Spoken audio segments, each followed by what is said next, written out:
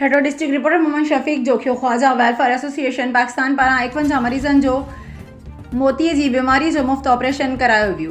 समाजी अॻवान डॉक्टर अलम बरदार ख्वाजा जे सहकार सां मोती जे मर्ज़ में मुब्तला मरीज़नि जा कामयाब ऑपरेशन थिया। जुमशई जे 51 मरीज़नि खे बस में विहारे कराची जे अस्पताल मां मुफ़्त ऑपरेशन, मुफ़्त दवा ऐं मानी पिण खाराई वई।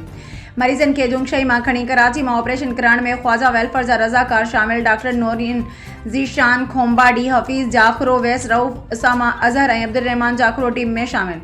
ज़िंदगी तमाम मुख़्तसिर आहे। ठठे जुमशई ऐं सिंध जी अवाम जी ख़िदमत सां ज़हनी सुकून मिले थो। डॉक्टर अलम बरदार ख्वाजा वेलफेयर एसोसिएशन जे सरबराह डॉक्टर अलम बरदार ख्वाजा पारां 2 जून 2024 बरोज़ा अचड़ जे ॾींहं ते लॻायल अखियुनि जी मुफ़्त कैंप में डॉक्टरनि पारां तजवीज़ कयल 51 अखियुनि जे मोतीअ जे मर्ज़ जा मुफ़्त ऑपरेशन कराए निजी अस्पताल में किया विया। उन ॾस में ख्वाजा वेलफेयर एसोसिएशन पारां मरीज़नि खे जुमशई खां कराची ताईं मुफ़्त ट्रांसपोर्ट मुहैया कई वई। उन मौक़े ते जुमशई प्रेस क्लब जो सदर अवैस रऊफ़, ब्रोई अज़हर जाखरो ऐं अब्दुर्रहमान जाखरो पिण मरीज़नि सां गॾु हुया।